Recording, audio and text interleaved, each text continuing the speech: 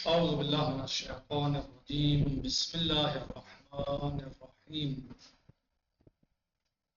الحمد لله رب العالمين، باعث الأنبياء والمرسلين، بارئ الخلائق أجمعين، ثم الصلاة والسلام على سيد الخلق محمد وآله الطيبين الطاهرين.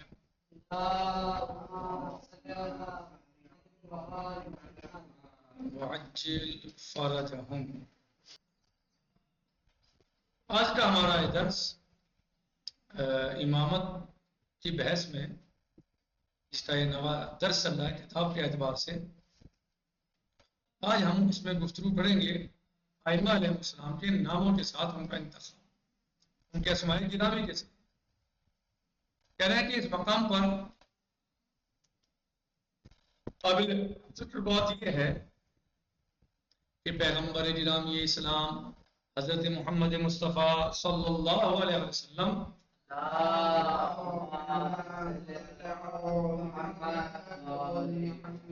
کی بعض روایات جو کہ اہل سنت کے ذرائع سے ہم تک پہنچی ہیں، یعنی راوی کون ہیں ان کے، لکھنے والے کون ہیں، اہل سنت، برادران اہل سنت، ان میں صراحت کے ساتھ 12 امام علیہ السلام کے نام بیان ہوئے اور ان کی خصوصیات کا بھی تفصیلی ذکر موجود ہے، یعنی نام کے ساتھ، وضاحت کے ساتھ 12 امام علیہ السلام کے نام بیان ہوئے ہیں اور ان کی خصوصیات کا بھی ہم نے خصوصیات کا بھی ان کتابوں میں تفصیلی ذکر ہے۔ اہل سنت کے مشہور عالم شیخ سلمان قندوزی اسی کتاب، یعنی جو ان کی کتاب مشہور کتاب ہے انابیع المودع میں رقم طراز ہیں لکھتے ہیں، اس میں انہوں نے لکھا ہے ناصر نام کا ایک یہودی پیغمبر صلی اللہ علیہ وسلم کی خدمت میں حاضر ہوا اور اپنے چند سوالات کے دوران اس نے پیغمبر صلی اللہ علیہ وسلم سے ان کے اوصیاء اور خلفاء کے متعلق سوال کیا، تو پیغمبر صلی اللہ علیہ وسلم نے اپنے جانب سے اور تعارف کے الفاظ میں کروایا، یعنی وہ حاضر ہوا، بہت سے سوالات کیے اس نے، اور اسی دوران جو ہے اس نے آپ صلی اللہ علیہ وسلم سے پوچھا، یعنی ہمارے نبی صلی اللہ علیہ وسلم سے پوچھا کہ آپ کے اوصیاء مثلا کون ہیں، کتنے ہیں، اس طرح کا اس نے سوال کیا، تو آپ صلی اللہ علیہ وسلم نے اپنے جانب سے تعارف ان الفاظ میں کروایا، کیسے ان وصی علی بن ابی طالب وبعدہ سبطی الحسن والحسین تلوہ 9 ائمہ من صلب الحسین قال یا محمد فسمهم لی قال صلی اللہ علیہ وآلہ وسلم اذا مضى الحسین فابنه علی فاذا مضى علی فابنه محمد فاذا مضى محمد فابنه جعفر فاذا مضى جعفر فابنه موسى فاذا مضى موسى فابنه علی فاذا مضى علی فابنه محمد فاذا مضى محمد فابنه علی فاذا مضى علی فابنه الحسن فاذا مضى الحسن فابنه الحجة محمد المهدي عجل الله تعالى فرجه الشريف الى فهؤلاء 12. اللهم صل على محمد وعجل فرجهم. آپ صلی اللہ علیہ وسلم فرماتے ہیں جب اس نے سوال کیا آپ کے اوصیاء کے بارے میں تو آپ صلی اللہ علیہ وسلم نے تفصیلی یعنی جو ہے وہ گفتگو اس میں فرمائی اور باقاعدہ نام کے ساتھ جو ہے وہ بتایا، اور یہ بھی بتایا کون کس کے بعد ہوگا، یہ نہیں کہ صرف نام نہیں، 12 اماموں السلام اللہ علیہ کے نام بتائے، 12 امام علیہ السلام کے نام بتائے اور یہ بھی تفصیل بتائی کون کس کے بعد ہوگا۔ فرماتے ہیں آپ صلی اللہ علیہ وسلم میرے وصی علی ابن ابی طالب ہیں، ان کے بعد میرے 2 فرزند نواسی حسن اور حسین ہوں گے، اور حسین کے بعد 9 امام ان کی نسل سے ہوں گے۔ یعنی جب آنے والے نے یہ سوال کیا، یہ مسئلہ آپ سے بہت سے سوالات کیے تو آپ کے خلفاء کے بارے میں سوال کیا، تو آپ صلی اللہ علیہ وسلم نے اپنے خلفاء اور اپنے جانشینوں کا تعارف اس طرح کروایا کہ میرے وصی علی بن طالب ہیں، ان کے بعد میرے 2 فرزند یعنی نواسے حسن اور حسین ہوں گے ہیں، اور حسین کے بعد 9 امام ان کی نسل سے ہوں گے. اور اس طرح بات نہیں روکی کہ یہاں بات لا کے روک دی ہو، بلکہ یہودی نے عرض کیا کہ ان 9 ائمہ کے نام بھی بیان فرما دیں. ہاں، جو 9 ائمہ ہیں ان کے نام بھی آپ بیان فرما دیں. آپ صلی اللہ علیہ وسلم نے فرمایا جب حسین دنیا سے رخصت ہوں گے تو ان کے فرزند علی زین العابدین ہوں گے، اور جب علی دنیا سے رخصت ہوں گے تو ان کے فرزند محمد الباقر ہوں گے، اور جب محمد دنیا سے رخصت ہوں گے تو ان کے فرزند جعفر الصادق ہوں گے، اور جب جعفر دنیا سے رخصت ہوں گے تو ان کے فرزند موسیٰ الکاظم ہوں گے، اور جب موسیٰ دنیا سے رخصت ہوں گے تو ان کے فرزند علی رضا ہوں گے، اور جب علی رضا دنیا سے رخصت ہوں گے تو ان کے فرزند محمد الجواد ہوں گے. ہاں، اور جب محمد الجواد دنیا سے رخصت ہوں گے تو ان کے فرزند علی الہادی ہوں گے، اور جب علی الہادی دنیا سے رخصت ہوں گے تو ان کے فرزند حسن العسکری جانشین ہوں گے، اور جب حسن عسکری دنیا سے رخصت ہوں گے تو ان کے فرزند حجت خدا محمد المہدی عجل اللہ تعالیٰ فرجہ الشریف جانشین ہوں گے. اللهم صل على محمد وعلى محمد. اور اس طرح سے براہما میرے بعد میرے خلیفہ اور جانشین ہوں گے. یعنی یہ روایت کس کتاب میں ہے؟ یہ نابل المودع جو برادران اہل سنت کی معتبر ترین کتاب ہے.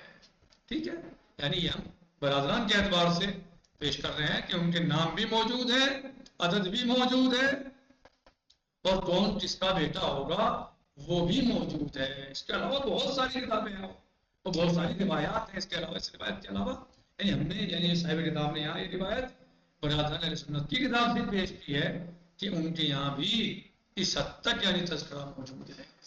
12 ائمہ، 12 جانشین، 12 خلیفہ، اور ان کے نام کے ساتھ، اور کون کس کا بیٹا ہوگا، امام ہوگا، اس کی باقاعدہ پوری ڈیٹیل کے ساتھ بیان کیا ہے.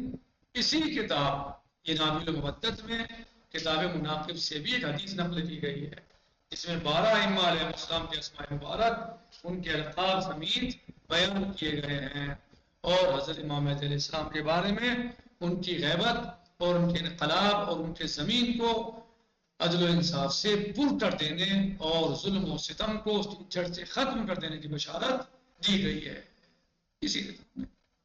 البتہ یہ تھی برادران اہل سنت کی بات. البتہ اہل تشیع کے ذرائع میں اس حوالے سے بہت سی حدیث ہیں کہ جو تواتر کی حد سے بھی بڑھ گئی ہیں. یعنی ایسا نہیں ہے کہ ہم اس کتاب کی وجہ سے مذہب اہل بیت جو ہے وہ پورا اثنا شریف مذہب جو ہے وہ اس کتاب کی روایت پہ عمل کر رہا ہے. نہیں، یعنی یہ برادران اہل سنت پہ اعتبار سے بتایا جا رہا ہے کہ ایسا نہیں ہے کہ آپ کے یہاں روایتیں موجود نہیں ہیں، بلکہ آپ کے یہاں بھی ایسی روایتیں موجود ہیں جو ائمہ اثنا عشر کو بیان کرتی ہیں، نام بہ نام بیان کرتی ہیں.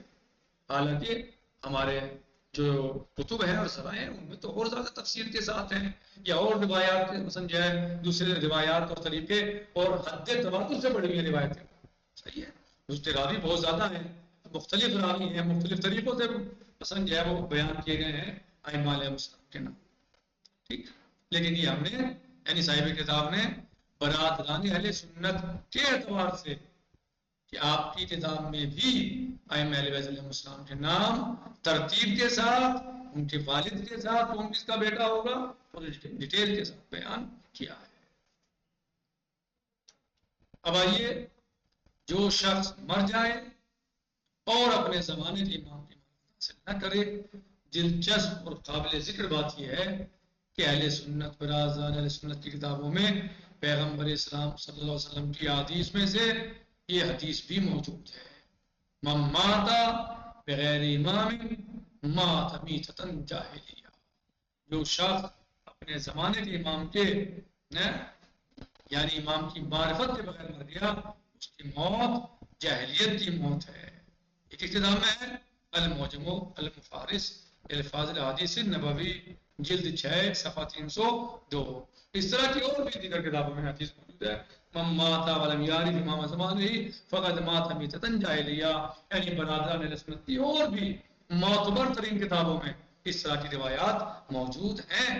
یہی حدیث اہل تشیع کتابوں میں ان الفاظ سے ذکر کی گئی ہے. من مات ولم یعرف امامہ مات میتۃ جاہلیہ.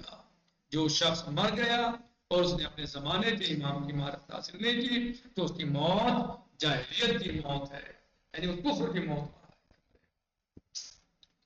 اور اس طرح کے مضمون کی روایات ہیں برادران اہل سنت کی یہاں بھی موجود پائی جاتی ہیں۔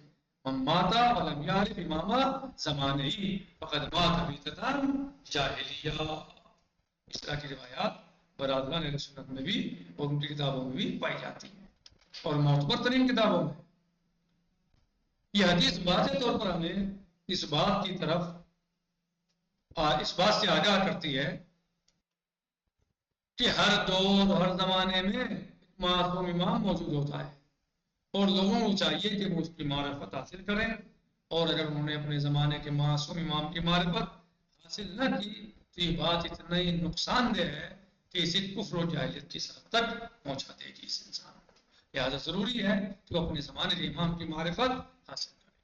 کیا اس حدیث میں امام و پیشوا سے مراد وہ لوگ ہیں جو حکومتوں کے سربراہ جیسے چنگیز خان، ہارون رشید اور ان جیسے دیگر لوگ؟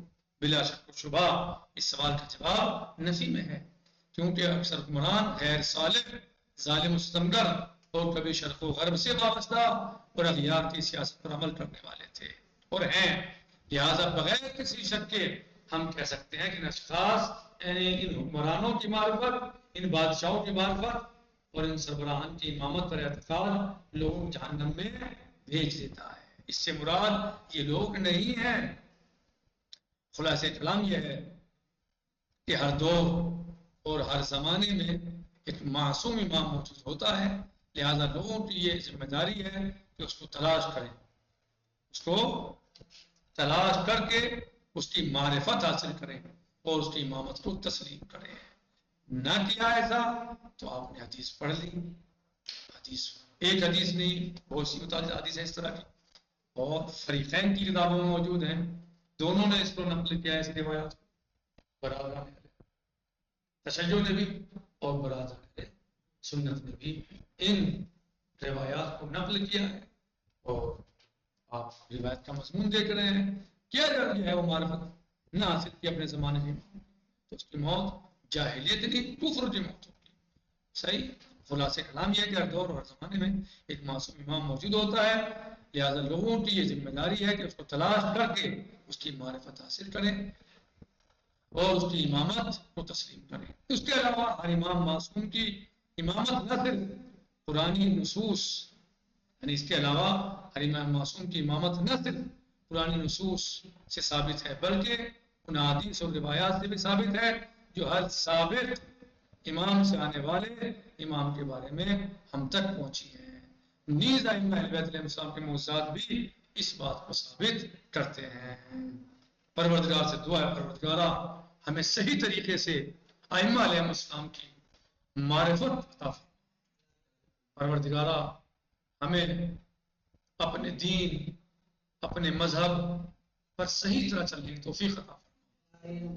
پروردگارہ جب ہم دنیا سے جائیں تو ہمارے ایک ہاتھ میں دامن قرآن کریم ہو اور دوسرے ہاتھ میں دامن اہل بیت اطہار علیہ السلام۔ پروردگارہ ہماری اس قلیل سی عبادت کو بطور حسن قبول فرما، مزید ہمیں خدمت مذہب اہل بیت علیہ السلام کی توفیق عطا فرما۔